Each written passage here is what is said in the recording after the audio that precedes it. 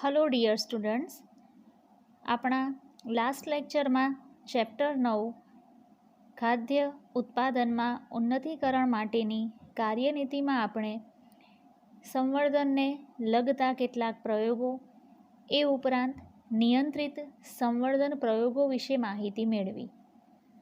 હવે જ્યારે સંવર્ધનમાં નિયંત્રણની વાત આવે એટલે કે જાળવણી છે, પરંતુ તેમાં કેટલાક ધારાધોરણો મુજબ આગળ કાર્યવિધિ કરવી. નિયંત્રિત સંવર્ધન પ્રયોગો એટલે કે જેમાં અંતઃસંવર્ધન બહિર્સંવર્ધન પદ્ધતિઓથી એકદમ જ જુદા જ પ્રકારની કાર્યનિધિ કે જેમાં ચોક્કસપણે સ્ટેરિલાઇઝેશન પદ્ધતિઓ સમાવિષ્ટ છે. આ પદ્ધતિઓ એટલે કે તેમાં સંપૂર્ણપણે પશુ ચિકિત્સકની હાજરીમાં જ થતી પ્રક્રિયા. આવા નિયંત્રિત સંવર્ધન પ્રયોગો કે જે માત્ર આપણે કુદરતી રીતે કરાવાતા જે પણ પ્રજનનની પ્રક્રિયા છે તેનાથી પર છે. એટલે કે અહીં રાખવામાં આવતી વિશેષ કાળજીમાં ક્યાંય પણ ખામી સર્જાય તો આપણે ઉચ્ચ કક્ષાના પરિણામ તરફ જઈ શકતા નથી. નિયંત્રિત સંવર્ધન પ્રયોગોમાં આપણે જોયું કે અહીં કૃત્રિમ વીર્યસેચન એટલે કે આર્ટિફિશિયલ ઇન્સેમિનેશન પદ્ધતિનો ઉપયોગ કરવામાં આવે છે. આર્ટિફિશિયલ ઇન્સેમિનેશન એટલે કે જ્યાં કૃત્રિમ વીર્યસેચન અને તેની જાળવણી ખૂબ જ અગત્યની બની રહે છે. શ્રેષ્ઠ નર અને શ્રેષ્ઠ માદાની સૌપ્રથમ પસંદગી કરવી એ અત્યંત મહત્ત્વનું પાસું છે. આ પ્રક્રિયામાં પશુ ચિકિત્સક એટલે કે વેટરીનરી ડૉક્ટરની હાજરીમાં અને કેટલાય સ્ટરિલાઇઝેશન પ્રયોગોની મદદથી આપણે ઉચ્ચ ઉત્પાદન તેમજ સંતતિઓ તરફ વળી શકીએ. જે કૃત્રિમ વીર્ય એટલે કે સંકરણ માટે પસંદ કરેલ નરનું વીર્ય જ્યારે પણ પસંદ કરેલ શ્રેષ્ઠ માદાના પ્રજનન માર્ગમાં સંવર્ધક એટલે કે બ્રીડરની મદદથી દાખલ થાય છે, એ દરમિયાન સૌથી મહત્ત્વનું પાસું છે કે તે માદા શ્રેષ્ઠ હોવાની સાથે તેના અંડપુટિકાઓમાંથી અંડસર્જન થયેલું હોવું જોઈએ. તો આ પ્રત્યેક માહિતી એ અગત્યની બની રહે છે. જ્યારે માદા એ અંડસર્જન કરે છે, પરંતુ દરેક વખતે ઈચ્છિત પરિણામ ન મળવાને કારણે જો આપણે FSH એટલે કે ફોલિકલ સ્ટિમ્યુલેટિંગ હોર્મોનના અંતઃસ્રાવનું ઇન્જેક્શન જો શ્રેષ્ઠ માદાને આપવામાં આવે તો આ માદાના અંડપુટિકાઓમાંથી પરિપક્વ થઈ વધુ સંખ્યામાં એટલે કે 6 થી 8ની સંખ્યામાં અંડકોષોનું સર્જન થાય છે. તો અહીં આપણે જોયું કે FSH એટલે કે જે આપણે અંતઃસ્રાવોમાં આગળ ભણી ચૂક્યા છીએ એવું ફોલિકલ સ્ટિમ્યુલેટિંગ હોર્મોન અને અન્ય અગત્યની પદ્ધતિ એટલે કે મોએટ એટલે કે મલ્ટિપલ ઓવ્યુલેશન એમ્બ્રિયો ટ્રાન્સફર. તો હવે જ્યારે ઓવ્યુલેશન માત્ર એકની જ સંખ્યામાં ન રહેતા મલ્ટિપલ એટલે કે 6 થી 8ની સંખ્યામાં જ્યારે કરાવવામાં આવે તો એ દરમિયાન અહીં આપણને જે પણ પરિણામ પ્રાપ્ત થાય એ ઉચ્ચ કક્ષાનું પ્રાપ્ત થઈ શકે. એટલે કે જે નરનું વીર્ય કે જે પૈકી રહેલા શુક્રકોષ અંડકોષ સુધી પહોંચી ન શકવાની શક્યતાને અહીં આપણે ટાળી શકીએ અને એમાંથી આપણને વધુને વધુ અંડસર્જન પ્રાપ્ત થવાને કારણે એના ફલનની શક્યતાઓ વધી જાય છે. તો આવી પ્રક્રિયામાં આપણે નિશ્ચિતપણે વેટરીનરી સંશોધનો તેમજ વેટરીનરી પ્રસાધનોની મદદ લેવી ખૂબ જ જરૂરી બની રહે છે. નિયંત્રિત સંવર્ધક પ્રયોગ એટલે કે જ્યારે વીર્યને થીજવેલા સ્વરૂપે માદાને જ્યાં રાખવામાં આવેલ હોય ત્યાં સ્થળાંતરિત કરવું પડે છે. અને આ માટે રાખવામાં આવતી કેટલીક કાળજી એટલે કે ટ્રાન્સફર દરમિયાન કે પરિવહન દરમિયાન નરનું વીર્ય થીજવેલા સ્વરૂપમાં રહે અને તેનું વિઘટન ન થાય તે અત્યંત જરૂરી છે. તો આ પ્રકારે આ પદ્ધતિઓના ઉપયોગથી આપણે ઘણાય ઢોર ઢાંખર જેવા કે ઘેટા, બકરા તેમજ ભેંસ, ઘોડા કે સસલા જેવા પ્રાણીઓ પર પ્રયોગો કરી ઉચ્ચ સંતતિઓ પ્રાપ્ત કરી શક્યા છીએ. અને આ પ્રક્રિયાનો મુખ્ય ફાયદો છે કે માદાની વધુ દૂધ આપતી જાતો અને ઉચ્ચ ગુણવત્તા કે ઓછા મેદવાળું માંસ આપતા આખલા વગેરે સફળતાપૂર્વક સંવર્ધિત કરી શકાય છે. જે કુદરતી રીતે પ્રાપ્ય છે એવા પ્રાણીઓનું માંસ કે જો ચરબીથી ભરપૂર હશે તો એવા માંસનું સેવન કરવાથી ઉચ્ચ પોષક મૂલ્યો પ્રાપ્ત થતા નથી. એટલે આવા સંવર્ધિત પ્રયોગો દ્વારા મેદનું પ્રમાણ ઓછું કરી વધુ માત્રામાં પ્રોટીન, વધુ માત્રામાં કાર્બોદિત પ્રાપ્ય થાય એવા સંવર્ધિત પ્રયોગોમાં કેટલીક જાળવણી કરવામાં આવે છે. અન્ય એક વસ્તુ એટલે કે સેરોગેટ મધર અથવા તો સરોગેટ માતા એટલે શું?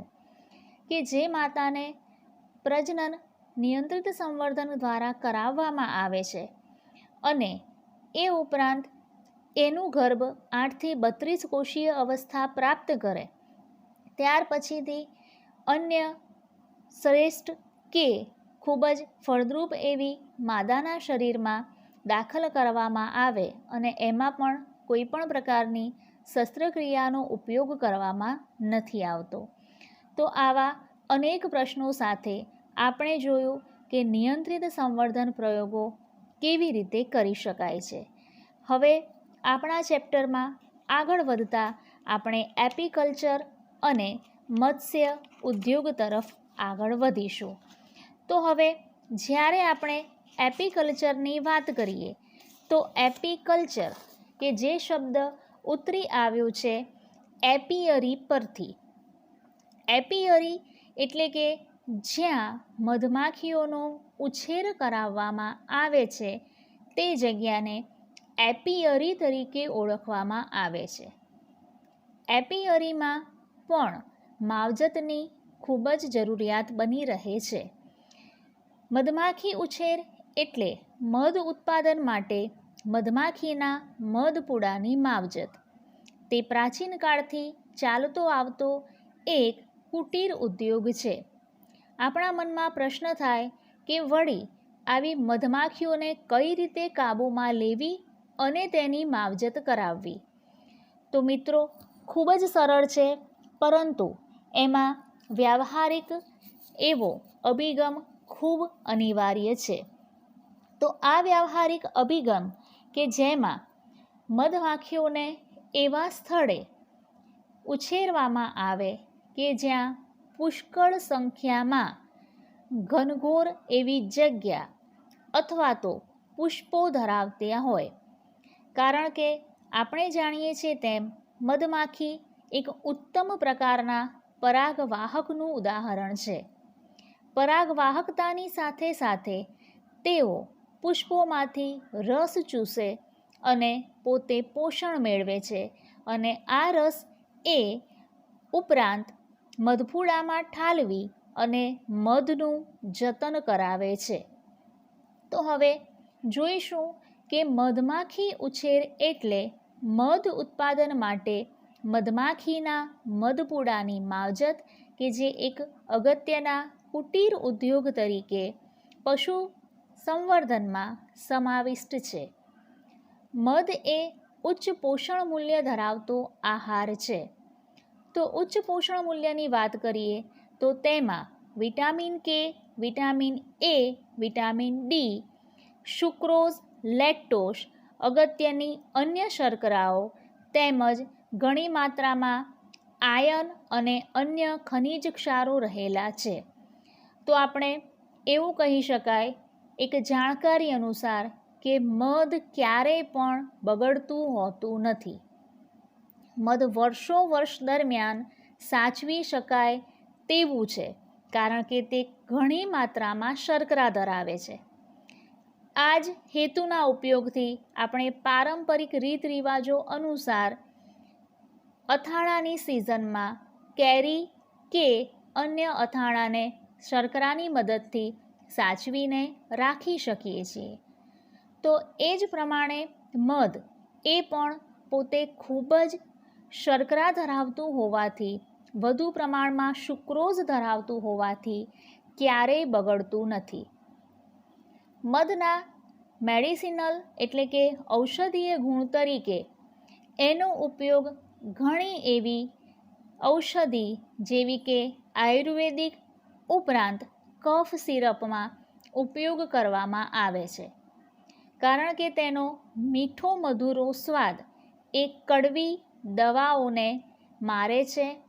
ઉપરાંત એ સ્વાદયુક્ત હોવાથી સરળતાથી લઈ શકાય છે. મધમાખીમાં મધપૂડામાં મધ ઉપરાંત અન્ય નિપજ તરીકે અથવા ગણી શકીએ તો બાય પ્રોડક્ટ તરીકે વેક્સ એટલે કે મીણ પ્રાપ્ય છે.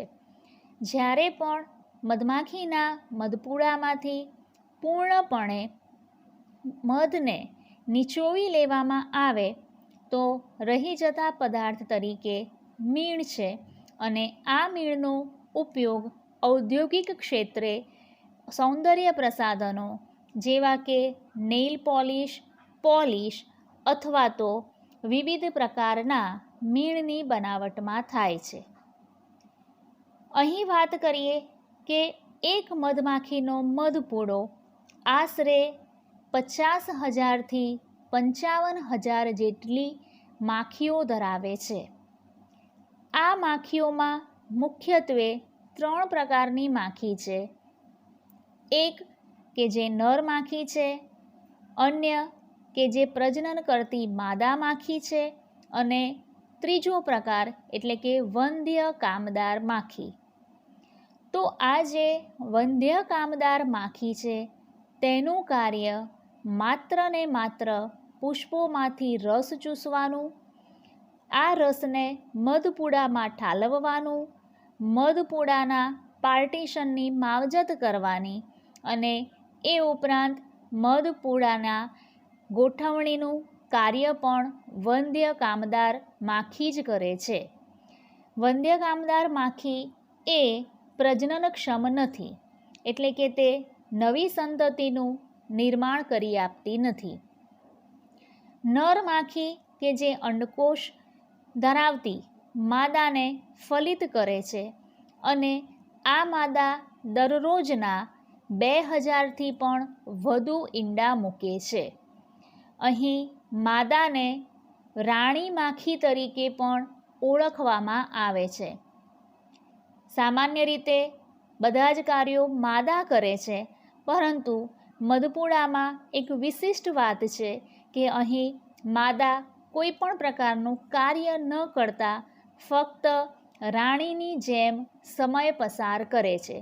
તેનું કાર્ય છે ફક્ત દરરોજ 2000થી પણ વધુ ઈંડા મૂકવાનું.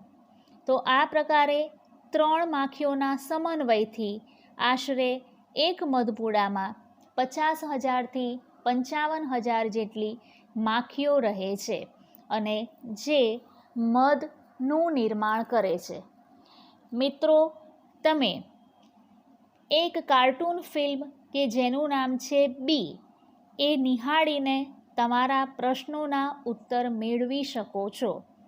આ કાર્ટૂન ફિલ્મમાં મધપૂડાના ષટકોણ આકાર ઘર વગેરે સમાવિષ્ટ છે.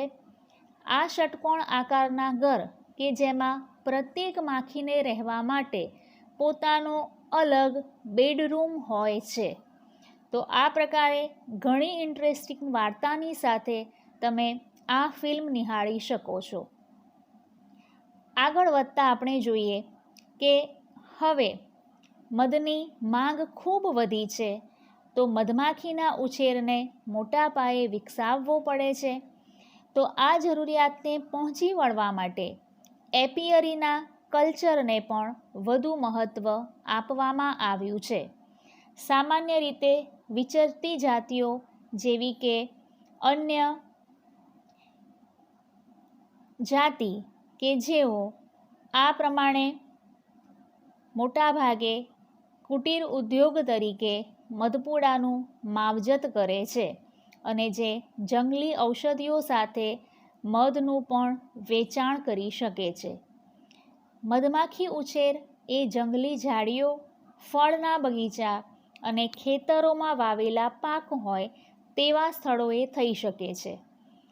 મધમાખીના મધપૂડાને રહેઠાણ માટે જોવા જઈએ તો ગરમ અને હૂંફાળું વાતાવરણ કે જે એક છાયાવાળી જગ્યાએ હોય તેવું અનિવાર્ય છે. મધમાખીની કેટલીક જાતિઓ પૈકી એપિસ ડોર્ઝેટા, એપિસ ઇન્ડિકા છે. તેમાં ઇન્ડિયામાં જોવા મળતી જાતિ તરીકે એપિસ ઇન્ડિકા અત્યંત મહત્ત્વની છે. એપિસ ડોર્ઝેટા એ અન્ય જાતિ છે કે જેમાં મધમાખીનું કદ થોડું વધારે છે. મધમાખીના મધપૂડાને ઘરના આંગણા, વરંડા કે છત પર પણ ઉછેરી શકાય છે. મધમાખી ઉછેરમાં શ્રમિક કાર્ય હોતું નથી, જેથી કરીને આગળ અન્ય માવજત કરવાની પ્રક્રિયા જણાતી નથી. કેટલાક ગામડાના લોકો મધમાખીના મધપૂડામાંથી કોઈક મંત્ર દ્વારા અથવા તો બીડી ફૂંકીને મધને સુવાડી દે છે. એટલે કે જે મધમાખીઓ છે એ એમના કહ્યા અનુસાર નિષ્ક્રિય બને છે અને ત્યારબાદ એ સંપૂર્ણ મધપૂડાના મધને ખાલી કરી દે છે. તો આવી ઘણી પણ ઇન્ટરેસ્ટિંગ એવી વાતો મધમાખી ઉછેર સાથે સંકળાયેલી છે. ગ્રીક વૈજ્ઞાનિક ફાહિયાન કે જેણે જણાવ્યું હતું કે મધમાખીનું મધ એ ઔષધીય તત્વો ધરાવે છે અને તેણે આ પ્રકારના મધપૂડાના માવજતને માનવ સંસ્કૃતિના વિકાસ અર્થે ગણાવ્યો હતો. મધમાખીના ઉછેર માટે અન્ય કેટલીક ધ્યાન રાખવા જેવી બાબતો જેમાં સમાવિષ્ટ છે કે મધમાખીના સ્વભાવ, ઉછેરનું જ્ઞાન, આદતો અને પ્રકૃતિ જાણવી જરૂરી છે. કોઈ પણ સામાન્ય માણસ મધમાખીઓના સ્વભાવ કે પ્રકૃતિથી અજાણ હોય તો એને માવજત ન કરવી હિતાવહ છે. કારણ કે મધમાખી એકસાથે જો મનુષ્ય પર એટેક કરશે તો એવા સમયમાં મનુષ્યનું મૃત્યુ પણ થઈ શકે છે. મધપૂડાને રાખવા માટે યોગ્ય સ્થળની પસંદગી જરૂરી છે. મધમાખીના ઝુંડને પકડવું અને મધપૂડાને ઉછેરવું તે પણ અત્યંત માવજત ભરેલું કાર્ય છે. ભિન્ન ઋતુઓમાં તેનું વ્યવસ્થાપન કરાવવું, એટલે કે જો સામાન્ય રીતે એને ગરમ, ભેજવાળું અથવા તો છાયાવાળી જગ્યા રહેઠાણ તરીકે પસંદ છે, પરંતુ જ્યાં પાણીનું સ્ત્રોત વધારે છે એવી જગ્યાએ મધપૂડાનું માવજત કરવું એ જરૂરી નથી. મધ અને માખીના મીણને જાળવવું અને એકત્રિત કરવું, આ બધી વાતોનો સમાવેશ થાય છે મધમાખી ઉછેરમાં. આપણે કેટલીય એવી બનાવટો કે જે સૌંદર્ય પ્રસાધન કોસ્મેટિક સાથે સંકળાયેલ છે, જેમાં વિવિધ પ્રકારના સૌંદર્ય પ્રસાધનો જેવા કે નેઇલ પોલિશ અથવા તો કેટલાક પ્રકારના એવા જરૂરી પ્રસાધનો કે જેને મધમાખીના મીણમાંથી બનાવી શકાય છે.